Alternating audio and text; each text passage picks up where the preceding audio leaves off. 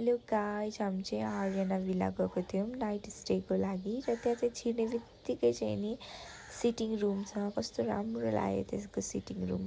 सँगसँगै एसी पनि छ, एकदम गर्मीले पनि भइरहेको थियो।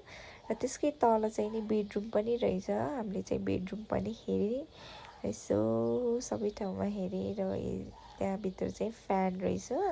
अनि त्यो फ्यान चाहिँ नि हामीले डाइरेक्ट रिमोटले नै अन अफ चाहिँ गर्न मिल्दो रहेछ। र त्यसपछि त्यसकै साइडमा चाहिँ किचन छ। कस्तो राम्रो चुटुक्क भरेको कि कस्तो खाना पकाउ पकाउ लाग्ने। अनि माथि गएँ, माथि पनि 2टा रुम छ भनेको भएर चाहिँ गएको थिएँ। त्यसकै अगाडि चाहिँ बाल्कनी पनि रहेछ। कस्तो राम्रो लागेर चाहिँ एकछिन यसो भ्यू हेरेँ।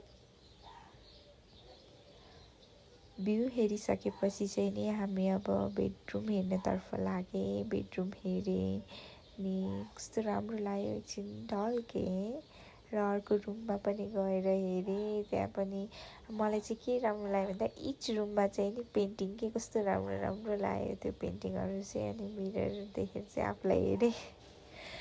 अनि त्यहाँ बाल्कनीबाट स्विमिङ पुल पनि देखिन्छ। त्यहाँ चाहिँ धेरै रमाइलो गर्न सकिन्छ है। स्विमिङ पुलमा बेलुका रमाइलो हुँदो रहेछ। अब हामी इन्जोय गर्छौँ। बाई।